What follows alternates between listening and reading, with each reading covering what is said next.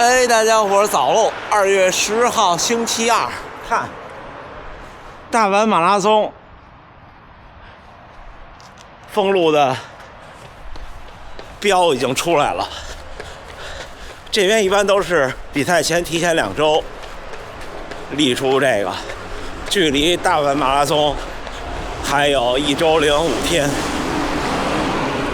就是下个周日就是比赛日了。很快就有机会见到会长了。我已经3天没有跑步了，因为生病。昨天是最严重的一天，但是好消息是，症状基本都在这儿，就嗓子疼。昨天早上起来觉得不行了，就疼得厉害。但是今天早晨起来突然不疼了。今天是开始不舒服的第5天，差不多了。但是昨天有轻微咳嗽，今天也没有了，起来没有了，恢复慢跑。今天不跑多，今天绕一圈，咱们聊聊天，看看我怎么去调整状态。看日出了，天边红了，特别冷，零下1度。今天这天气邪了。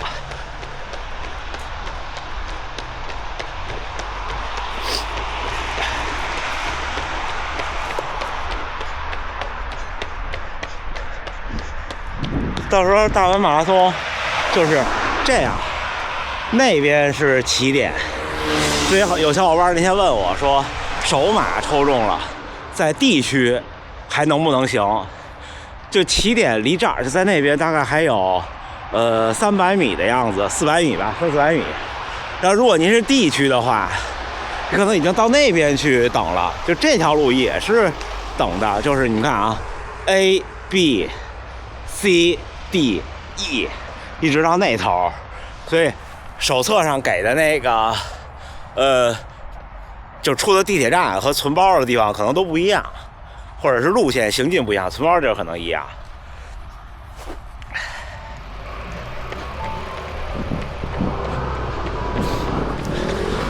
这条路挺窄的，所以在地区的小伙伴，我估计前3公里每公里差不多有1分钟要影响。大家好，おはようございます。田中女士恢复了，太棒了！应该已经都跑完了，我才出来6点多。我不知道声音好像比前2天好多了，是不是？特别突然。但是呢，昨天半夜的时候不舒服，昨天半夜的时候，就有点控制不住咳嗽，但是也啥都没有，就应激反应那种。但是后半夜就一切就好起来了，奇怪，而且这2天睡得还不错，可能那段时间压力太大了。你说大阪半马这种比赛没压力是不可能的。这儿也有标了，到时候 C 区地区的小伙伴们可能在这儿等了，已经应该是。而且还有个特别有意思的事儿，我先看看前面的日出好不好看啊，一边看一边跟大家分享。特有意思的事儿是，因为有朋友认识大阪城那个角落的那个跑步服务站，那个 Running Base， 然后前段时间我知道那 Running Base 已经被预约空了，就是大阪马拉松那天。为什么预约空了呢？因为去年那个大阪马拉松弄那个特别差的存取包体验，导致大家不相信组委会了，说我要自己弄，就去那跑步服务站存取包。因为那服务站早上7点就开门了。来跑大阪马拉松的小伙伴们，不在乎钱的试试这个酒店，和这酒店看着就带劲，这是新装修好的。你看，一般这种顶层可能不是餐厅就是健身房或者是温泉，这边就是大阪城的公园，就能俯视整个大阪城。一会儿聊啊。嘿，小伙伴们看，大阪城里的这个告示长得不一样。2月22号大阪马拉松，这边要有准备，跟大家分享一下大阪马拉松的这2年的存取包。今年是我第3次参加，已经参加过2次。第一次2024年就是会长大学奥运会那次，是在前面这片土地存包，露天的存取包，然后更衣室那棚子也搭在这儿，然后就赶上了大雨，这地下全是泥。之后呢，组委会吸取了带引号的教训，第2次呢，去年就把存包弄在了这个后路里，就是这大厅，这里边是个就小型演出或者什么，特别小的那种，就跟大家在电视上看那种相扑比赛那种，它不是一个体育场馆，就那种咱们那种体育馆，特别小。然后本来以为室内了就避免这个问题呗，正好第2年也下雪了，所以弄得感觉挺好。但是呢，这个里边巨拥挤。你们看我的节目2小时38回来，我在终点混了混，高兴了高兴，再去一个人都没有，对吧？特顺畅。但是听说4个小时以后的小伙伴们在这儿排队等着取包，排了2个多小时，所有人都在社交媒体上疯了。这是大阪马拉松的第13届。大阪马拉松很年轻，今年好像手册写了，解决了前2年的问题，具体怎么弄我还不知道呢。室内这个其实你自私点说，对我这成绩还好。室外那次真的是有点崩溃，还没起跑呢，鞋已经被泥和水浸透了，而且又挤。他那个进出是同一个门，大家想一想，就说什么再守规矩，它也是拥堵的。您应该单向进单向出。但是他们这边的比赛，一是为了错开东京啊这种大比赛，二是呢为了天气不热有一个好成绩。那这边春季比赛的逻辑跟我们不一样，这边的大比赛都是2月份。你看咱们的无锡啊什么的3月底，但是3月底呢，就是好处是天气比较温和，大家都可以跑；坏处是对精英选手太热了。这边为了这个，但是这边这个纬度地带呢，这个季节天气就多变。你看奇遇马拉松不取消了吗？前2天大家看我的节目，那是第3届奇遇马拉松。我听朋友说，我之前没调研啊，后来没验证，我只是听朋友说的，跟大家分享。那是第3届，上一届呢好像是请了，好像是新谷仁美去当跑步的大使，就参赛。结果呢，去年是瓢泼大雨，他淋的都不像样子了，但是没取消。今年大雪取消了，那天上午那个雪下特别吓人，鹅毛大雪，就在北京都很少见到那样的雪。我加一段手机拍的视频在这儿，感觉前3届办完了，这赛会和这城市都没有信心再继续下去了。现在还不知道后边怎么弄呢，而且也不存在参赛包的事儿，参赛包是之前寄过来的。而且那天我也不知道怎么着，感觉好像什么东西都是冥冥之中有注定了。因为我一般都提前1天就晒那个参赛装备了，跑马步就都别好了。那天也不知道怎么着，说第2天早上再说吧，就没别，跑马步就还收着呢。哎呀，有意思。先跑了到现在5公里多，我感觉身体好有劲儿，歇了3天。这3天除了旅途以外什么都没干。今天最多10公里，然后明天再恢复，争取这周能稍微调整调整，下周就比赛周了。我已经降低了对大阪全马的预期，因为这次的半马之后太忙碌了。本来大阪的半马是大阪全马赛前一个比较不错的强度训练，但是这次因为跨了上海、北京、东京、埼玉、大阪，就先从北京到上海，从上海到先从大阪到上海，从上海到北京，北京到东京，东京到埼玉，然后埼玉回大阪还得先回东京。那天所有的车都大幅晚点，那个血，就能回来就很不错了，就不行了。这次生病是影响比较大，所以我跟我训练营的小伙伴们也说，他们大多数，最早有目标赛事的就是，这周末的京都，最晚的是3月29号那个周末。我跟大家说，提前2-3周的时候，一定别受伤跟生病。你看，提前2-3周看着时间挺短的，对不对？就比方说我现在，你说好肯定是可以完全好的，但是你这一周的训练报废了，你下一周又该比赛周了，你不太可能当目标赛事去那么调状态了。但是好消息是那天跟大家分享的，小伙伴们确认了，北京应该是锦标赛，但是我忽略了一个事儿，我要是当锦标赛跑，我就不能带电子设备了，不能拍摄了，不知道是不是这么个规则。所以今年的目标赛事不行就放在下半年了。但是大阪马拉松还是会好好跑的，在能力范围内。而且现在跑马拉松，我可以跟大家分享一个感受。我想到咱们这个节目有一系列的话题可以跟大家聊，就是我和我的训练营的小伙伴们聊天，跟大家分享那些大家的问题，跟大家分享。今天问题就是那天大阪半马，我那位成员 PB 了好几分钟，跑了1小时24，PB 了4分多钟。他原来就是特别保守，老觉得自己不行，比较没有信心。他这周末是京都马拉松，我跟他说，我说你就这样想，我说你这次的目标差不多应该是2小时57到2小时59，他之前最好成绩可能是3小时07。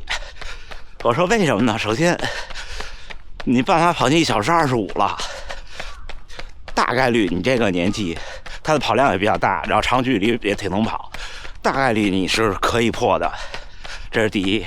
第二，天气很好，肯定不会热，就现在这天气。之后我就跟他分析，他说我不敢呀，我说不是的，我说你这么想，你前2天的半马1小时24，平均配速3分57，因为还有多跑了一点的距离。但你3分57跑一个半马跑，我看你还行，而且我看了他的数据也不是很大的负荷。但你用4分10到4分15之间的配速，你跑到30公里是肯定没问题的。他说对，他说他从来没有这样考虑过。我说对吧？你别说4分15了，4分10也没问题。他说对。你说，我就说你4分10跑到了30公里，还有12公里了，12公里好短呀，你就怎么混都混下来了，你就想一想，对不对？怎么混都混下来了，你掉一点，基本上也保住这个3小时了。原来其实我不这么考虑，我也觉得，我也跟他想一样，就是你没有把马拉松这个事儿具体化。我什么时候第一次具体化呢？是2024年的奈良马拉松。那场马拉松是我第一次的，就是不能说轻松跑，就是娱乐跑马拉松比赛，跑2小时51。那次我的感受特明显，我不知不觉一看公里牌32公里了，然后还有10公里了，好短呀。当然了，因为前面不是太快，就这么个感觉。后来我就慢慢的这种感觉就固化了，不管是大比赛、认真跑的比赛还是娱乐赛，我就不会觉得到了25公里就不行或者怎么样，就不会了。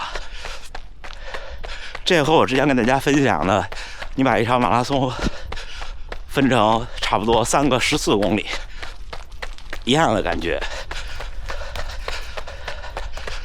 就是你到第一个14公里，你一想还有一个14公里就2/3了，等你到第二个的时候28公里了，你差不多你就想还有10来公里结束了。这就是马拉松的心态吧。然后另外一位成员也是，另外一位成员现在练得特别好，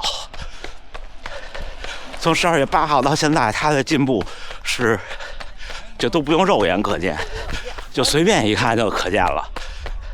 我们上周末 A 组的课表是3个5公里，兄弟这3个5公里全都17分多，当然是17分大几啊。太厉害了。我跟他讲，我说这3个5公里都能跑到18分左右，基本上就240了。他差不多现在我感觉就是这水平。我跟他说，我说你，